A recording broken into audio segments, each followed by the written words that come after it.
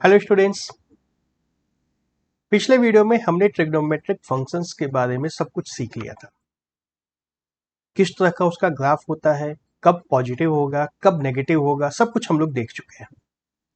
तो अब बारी आती है कुछ क्वेश्चंस देखने की कि बिना क्वेश्चंस देखे कैसे पता चलेगा जो सीखा है वो काम का है भी या नहीं।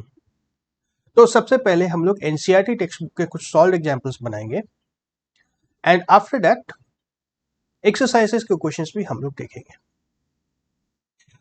ये क्वेश्चंस जो अभी हम लोग डिस्कस करेंगे स्टार्टिंग में बहुत ट्रिकी लगने वाले हैं।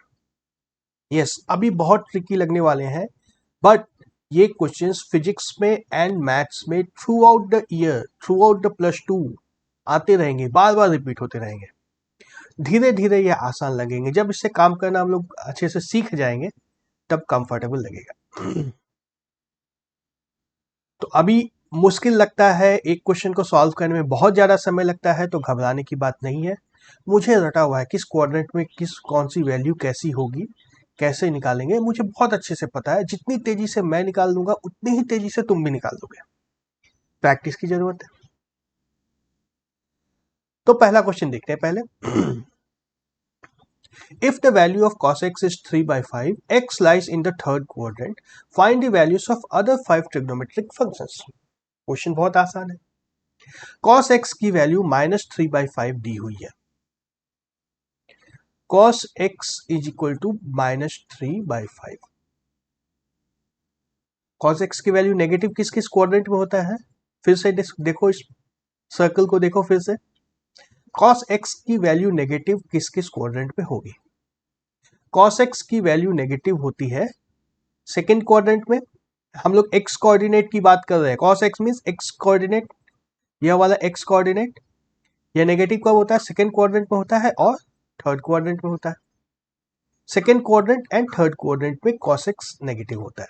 तो हम लोग किस क्वाड्रेंट की बात कर रहे हैं, हमें किस क्वाड्रेंट में बाकी सारी वैल्यूज निकालनी है। यह क्वेश्चन में दिया है x lies in the third quadrant, तो हमारा x जो है वह इस थर्ड क्वाड्रेंट में है। ठीक है, x is in this third quadrant. जब थर्ड क्वाड्रेंट में x है तो cos x, sin x, tan x सबकी वैल्यूज निकालनी है। sin x कितना होगा? sin x कितना होगा? हम लोग के पास एक आइडेंटिटी थी, cos square x plus sin square x is equal to 1। यहां से sin x हम लोग को मिल जाता है कितना? Square root of 1 minus cos square x। यह तो हम लोग 10th स्टैंडर्ड में भी पढ़ चुके हैं। सेम फॉर्मूला यहां पे लगाना है, 1 माइनस साइन स्क्वायर x। ये क्या आएगा? 1 माइनस 9/25 स्क्वायर रूट। इसको सॉल्व करोगे तो आएगा 4/5, प्लस और माइनस दोनों हो सकता है ना। स्क्वायर रूट जब लेंगे तो हम लोग का कॉस साइन की वैल्यू पॉजिटिव भी आ सकती है, नेगेटिव भी आ सकती है, लेकिन साइन एक्स की क्या दो वैल्यू हो सकती है? नहीं हो सकती है। साइन एक्स की वैल्यू सिर्फ और सिर्फ एक आनी चाहिए। तो इस दोनों में एक कैसे चूज करेंगे? यह कंडीशन यूज करके that sine x is in the third quadrant. Question में दिया हुआ है एक्स थर्ड क्वाड्रेंट में। फिर से पिक्चर पे आओ। जब x थर्ड क्वाड्रेंट में होगा, जब x कहीं यहां पर होगा थर्ड क्वाड्रेंट में, तो साइन की वैल्यू क्या होती है? y कोऑर्डिनेट क्या होता है थर्ड क्वाड्रेंट में? y कोऑर्डिनेट भी नेगेटिव होता है। तो हमें साइन x भी नेगेटिव वैल्यू चाहिए। नेगेटिव वैल्यू मतलब क्या आया हमारा? Sine x is equal to -4/5। tan x क्या आएगा? Sine x by cos x, जो कि हो जाएगा 4/3। इसमें माइनस प्लस का कोई लोचा नहीं है, कुछ नहीं सोचना है इसमें। सोचना है क्या? नहीं सोचना है, हमें वैल्यू डायरेक्टली मिल रही है। साइन एक्स और कॉस एक्स को डिवाइड करोगे tan एक्स मिलेगा, हर हमेशा मिलेगा। तो यह 4/3 हो जाता है, 5 नहीं, यह 3 है। 4/3 चेक करना चाहो तो चेक कर सकते हो। थर्ड क्वाड्रेंट में क्या होता है tan का वैल्यू? x और y दोनों नेगेटिव होता है यहाँ पे। तो जब रेशियो लेते हैं x और y का, एक्स और वाई कोऑर्डिनेट, दोनों कोऑर्डिनेट जब नेगेटिव होते हैं तो इन दोनों का रेशियो पॉजिटिव होगा, tan नेगेटिव हो जाता है, tan पॉजिटिव हो जाता है। sec x क्या होगा? sec x क्या होगा? sec होता है 1/cos x, जो कि हो जाएगा -5/3। देखो अगर tan से निकालोगे sec x, √1 plus tan square x अगर लगा देते हो, अगर यहां से sec x निकालते हो तो देखो क्या आएगा, 1 प्लस tan स्क्वायर एक्स है 4/3। इसको जब सॉल्व करेंगे हम लोग तो क्या आता है, यस 25/9 आएगा स्क्वायर रूट, जो कि प्लस एंड -5/3 हो जाएगा। फिर अब सोचना होगा यहाँ पे, अब सोचना होगा कि प्लस वैल्यू को रखना है या माइनस वैल्यू को रखना है, एंड अगेन फिर डायग्राम पे जाकर के चेक करना होगा, इस डायग्राम पे जाकर के चेक करना होगा कि सेक की वैल्यू थर्ड क्वाड्रेंट में क्या होती है, क्या होती है, सेक एक्स कॉस एक्स का रेसिप्रोकल होता है, कॉस एक्स नेगेटिव है तो सेक एक्स नेगेटिव है। तो यह इतना लंबा प्रोसेस लगाने से अच्छा है ना, यहाँ पे नेगेटिव लेना है, फिर प्लस वैल्यू को डिस्कार्ड करके -5/3 को एक्सेप्ट करना होगा हमें। तो ये इतना लंबा प्रोसेस लगाने से अच्छा है ना कि सीधा यहाँ पे 1/cos x ले लें, सीधा सीधा 1/cos x ले लेंगे, काम कितना सिंपल हो जाएगा। इन सबको मिटा दूं मैं, फिर इस प्रोसेस में नहीं पढ़ना है। देखो ट्रिग्नोमेट्री में ये चीज बार बार आएगी, ट्रिग्नोमेट्री में इस तरह की चीजें बार बार आएंगी। There are 2 methods to solve the question, दोनों में से किस मेथड को यूज करना है ये डिसाइड करना है। दो अलग अलग मेथड्स हैं, आंसर एक ही आना है, लेकिन किस मेथड को अप्लाई करना है ताकि जल्दी से जल्दी आंसर आए। ये ट्रिग्नोमेट्री में बहुत ही फ्रीक्वेंटली होने वाला है। तो यदि नहीं डिसाइड कर पा रहे हो तो जो मेथड पता है उससे निकालना है, यदि डिसाइड कर पा रहे हो तो शॉर्टकट से निकालना है। Then we have cosec x, cosec x is equal to 1/sin x, जो कि हो जाएगा -5/4।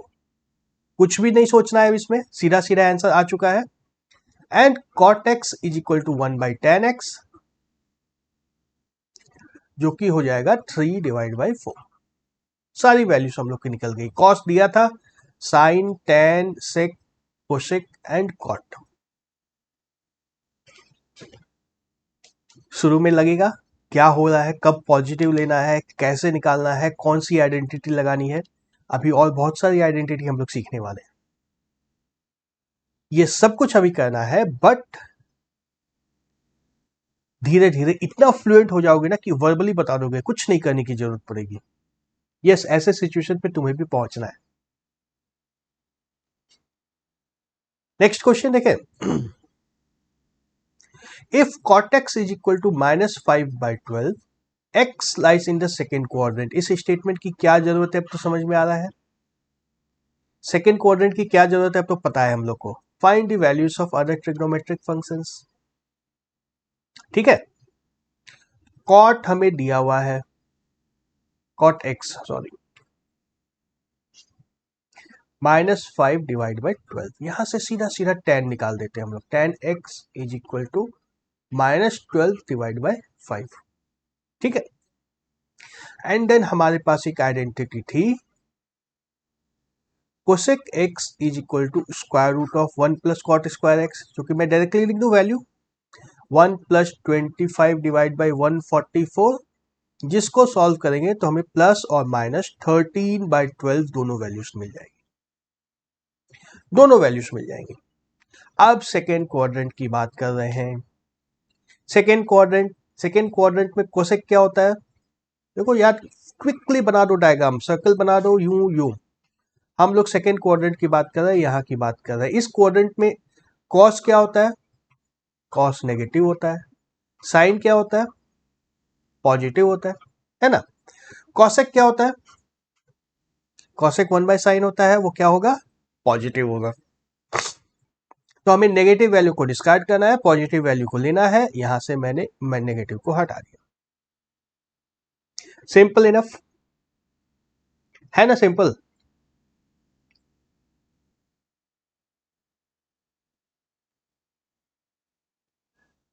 यहां से फिर हम लोग साइन को भी निकाल देंगे।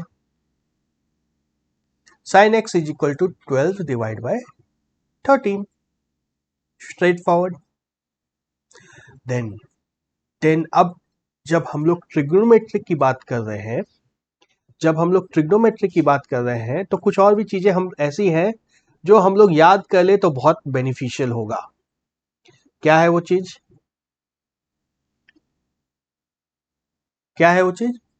वह यह है कि जैसे ही 5/12 इस तरह का trigonometric ratio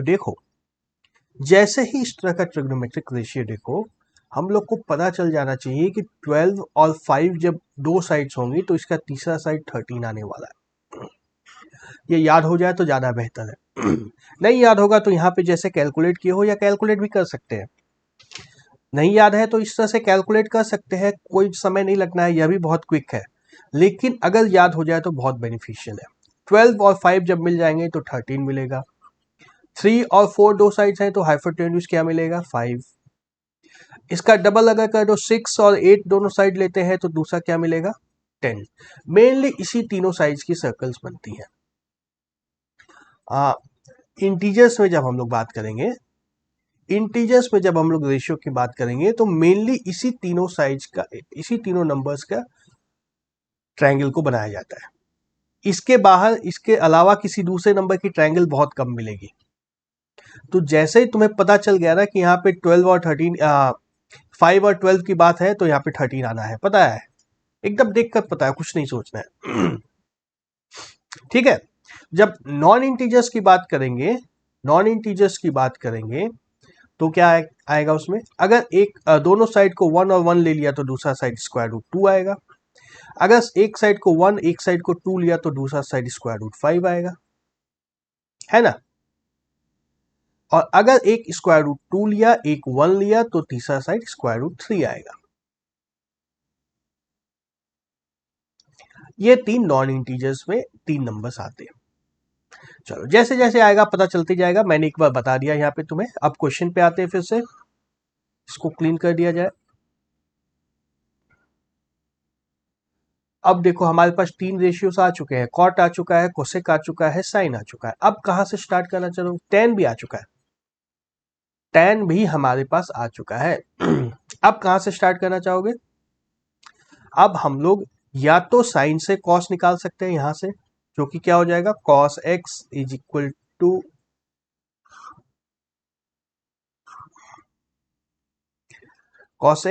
two square root 1 minus sine square x, जो कि हो जाएगा square root 1 minus 144 divide by 169, जो कि आएगा 12 डिवाइड बाई 13। और यहाँ पे प्लस वैल्यू लेनी है, नेगेटिव लेनी है? सेकेंड क्वाड्रेंट है, नेगेटिव वैल्यू लेनी है। सेकेंड क्वाड्रेंट है इसलिए नेगेटिव वैल्यू लेनी है। फिर बच गया सेक एक्स। सेक एक्स क्या कर सकते हैं? इसका रेसिप्रोकल ले सकते हो या फिर यहां से निकाल सकते हैं, है ना। तो रेसिप्रोकल लेना आसान है, 13 माइनस 13 डिवाइड बाय 12, यह हमारा सेक एक्स आ गया। सिंपल था। जब मैं सॉल्व करूंगा तो क्वेश्चन हमेशा सिंपल लगेंगे, जब तुम कॉपी पे सॉल्व करोगे बिना वीडियो को देखे हुए तब डिसाइड करना क्वेश्चन आसान है या नहीं है। फर्स्ट टाइम बनाओगे तो यह क्वेश्चन बहुत मुश्किल लगेगा, मैं बार बार बता रहा हूं। फर्स्ट टाइम बनाओगे तो यह क्वेश्चन बहुत ही ज्यादा मुश्किल लगना है। जैसे जैसे प्रैक्टिस करते जाओगे इस चैप्टर के एंड तक पहुंचते पहुंचते यह लगेगा कितना आसान क्वेश्चन था। तो मुश्किल लग रहा है पर अभी बनाना है, एंड मेरा विश्वास करो यह क्वेश्चन बहुत आसान लगने वाला है। मैथ्स के डिफिकल्ट क्वेश्चन दूसरे वाले होने वाले। मैथ्स के डिफिकल्ट क्वेश्चन ये वाला नहीं है, ट्रिग्नोमेट्री का भी डिफिकल्ट क्वेश्चन आगे आने वाला है। ये क्वेश्चन बहुत ही सिंपल है। एक और क्वेश्चन देखते हैं। Find the value of sine 31 pi divide by 3। 31 pi divide by 3 कैसे बनाएंगे इसको? 31 पाई डिवाइड बाई 3 है तो पहले इसको अलग अलग करना होगा। 2 पाई के कितने मल्टीपल्स आया है? 31 पाई डिवाइड बाई 3, इसको हम लोग 10 पाई प्लस पाई बाई 3 लिख सकते हैं, है ना। देखो ऐसा ही बनाना है इस क्वेश्चन को, ऐसा ही अप्रोच करना है। 31 पाई/3 को हम लोग 10 पाई प्लस पाई/3 लिख सकते हैं, जिसको एलसीएम लेकर अगर सॉल्व करोगे तो फिर से आ जाएगा 30 pi plus pi divide by 3 is equal to 31 pi divide by 3। Simple, यहां तक बहुत सिंपल है। तो हम लोग रखेंगे इसका 10 पाई प्लस पाई/3, इस पार्ट की हमें जरूरत नहीं है। अब 10 पाई मतलब क्या हुआ, फिर से बनाओ सर्कल, एक बना लो रफ यहाँ पे। एक रिवॉल्यूशन में कितने पाई होते थे, 2 पाई। 10 पाई मतलब 5 रिवॉल्यूशन, 5 रिवॉल्यूशन मतलब बात खत्म, इससे हमें कोई जरूरत नहीं है। 5 रिवॉल्यूशन पूरा करके वापस यहाँ पे पहुंच गए, 1 2 3 4 5 करके यहाँ हो गया। अब यहां से आगे जाना है तो इसके आगे कितना गए उसी से बात है हमें, और इसके आगे कितना गए हैं, पाई डिवाइड बाई 3। तो इस 5 रिवॉल्यूशन को भूल जाओ, हमें पाई/3 के लिए सारी वैल्यूज निकालनी है। सारी वैल्यूज हमें सिर्फ और सिर्फ पाई/3 के लिए निकालना है। साइन पाई/3 कितना होता है, याद है, स्क्वायर रूट 3/2 होता है यह। कॉस पाई/3 कितना होता है, 1/2 होता है। अब ये याद से निकलेगा, अगर ये याद नहीं है पाई/3 की वैल्यूज तो यह क्वेश्चन नहीं बनेगा। ये दोनों याद है तो बाकी सारी वैल्यूज निकल जाएंगी। 10 पाई/3 कितना होता है, साइन डिवाइड बाई कॉस, जो हो जाएगा स्क्वायर रूट 3। कोसेक पाई/3 कितना होता है, 1 बाय साइन होगा ये, जो कि हो जाएगा 2 divide by square root 3। Sec 1 by cos होगा, 1 बाय कॉस यानी कि 2। And cot is equal to 1/10, that is 1 by square root 3। ठीक है, अगर यह जज कर लिया कि पाई/3 की सारी वैल्यूज निकालनी है तो फिर इस क्वेश्चन में कुछ नहीं रखा है, तो कुछ नहीं रखा है इस क्वेश्चन में। यदि यह नहीं डिसाइड कर पाए कि पाई/3 की वैल्यू निकालनी है तब बहुत मुश्किल है, तब बहुत ज्यादा मुश्किल है। ठीक है, find the value of cos -1710 degrees. -1710 degree, देखो इसका बहुत ध्यान से लिखना होगा। सर्कल फिर से बनाओ, सर्कल फिर से बनाया जाए।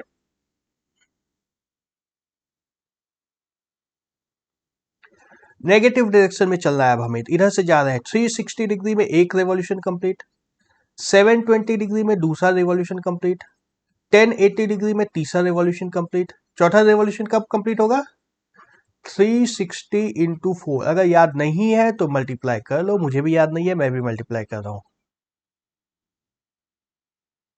1440 डिग्रीज में चौथा रेवोल्यूशन कंप्लीट होगा, और पांचवा कब कंप्लीट होगा, फिर से 360 इसमें ऐड करना है,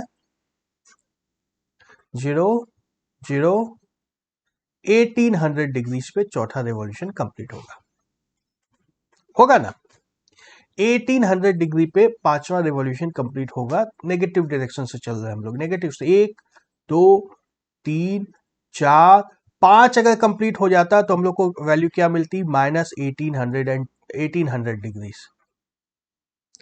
अगर 5 कंप्लीट हो जाता तो -1800 मिलता। हमारी वैल्यू दी हुई है -1710, मतलब ये कहां पे है, मतलब कहां है, पांचवा रेवोल्यूशन कंप्लीट नहीं हुआ है, ये समझ पा रहे हो।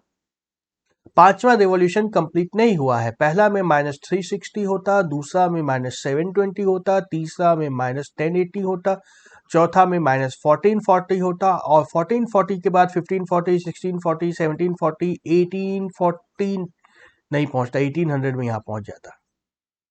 लेकिन यहां से नापो फिर से, 1440 यहां पर है, 1440 यहां पे है, यहां से यहां पहुंचने में कितना होगा, 90 ऐड हो जाएगा, 1530 होगा, यहां पहुंचने में फिर 90 ऐड होगा, 1620 होगा, यहां पहुंचने में कितना होगा, 90 फिर से ऐड हो जाएगा, 1710। यही नंबर है 1710, मतलब अभी यहां पे है, अभी यहां पर है। इस क्वेश्चन में यही है, किस वैल्यू का पूछा जा रहा है यह डिसाइड करना है। तो इतना लॉन्ग कट में नहीं जाना है, तो सीधा सीधा -1800 इसमें से माइनस कर दो -1710 को, है ना। -1800 में यहां पहुंचते, इसमें से जो जितना टर्न किया उसको माइनस कर देंगे तो क्या बचा वो मिल जाएगा हमें, वह मिलता है -1800 plus 1710 that is equal to minus 90 degree. 90 degree कम है, 90 डिग्री कम है, मतलब यह 90 डिग्री का एंगल यहाँ पे बन रहा है। 90 डिग्री की एंगल बन रही है या और यह फर्स्ट क्वाड्रेंट वाली बन रही है, तो हमें किसकी वैल्यू निकालनी है? 90 डिग्री की सारी वैल्यू निकालनी है। सारी वैल्यूज हमें 90 डिग्री के लिए निकालना है। ओके, प्लस 90 डिग्री या माइनस 90 डिग्री, प्लस 90 या माइनस 90, यह देखो ग्राफ पे डिसाइड करना है हमें, इसी पिक्चर पे डिसाइड करना है प्लस 90 डिग्री है या माइनस 90 डिग्री है। हमारे यहाँ पे प्लस 90 आ रहा है, ठीक है ना।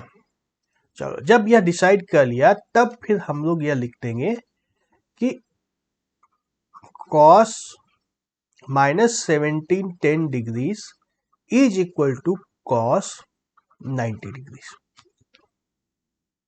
या इसको इस तरह से भी लिख सकते हैं कि cos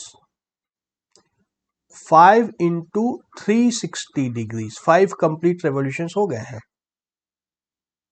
5 कंप्लीट रेवोल्यूशन हो चुके हैं, माइनस लगेगा यहाँ पे प्लस 90 डिग्रीज, है ना। नेगेटिव डायरेक्शन में 5 कंप्लीट रेवोल्यूशन हो गए, फिर उसके बाद प्लस 90 डिग्री हो गया, that is equal to cos 90 degree. cos 90 degree कितना होता है? 0।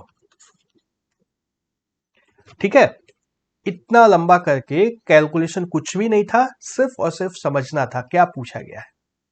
अगर इस चीज को समझ लिए तो बहुत आसान है। नेक्स्ट हमारे पास एक्सरसाइज स्टार्ट होगी 3.2। एक्सरसाइज 3.2 में देखो सारे क्वेश्चंस ऐसे ही हैं। Find the values of other 5 trigonometric ratios in exercises 1 to 5। 1 में है x lies in the third quadrant, 1/2 होगा, यह वैल्यू ऐसा क्यों है 1/2? cos x की वैल्यू दी हुई है, x lies in the third quadrant. Second में sin x की वैल्यू दी हुई है, x lies in the second quadrant. Third में cot की वैल्यू दी है, x का क्वाड्रेंट दिया है थर्ड क्वाड्रेंट। फोर्थ में sec की वैल्यू दी है, फोर्थ क्वाड्रेंट की वैल्यू है यह। फिफ्थ में tan की वैल्यू दी है और यह सेकेंड क्वाड्रेंट है। सेम चीज की प्रैक्टिस है, सेम चीज की प्रैक्टिस है।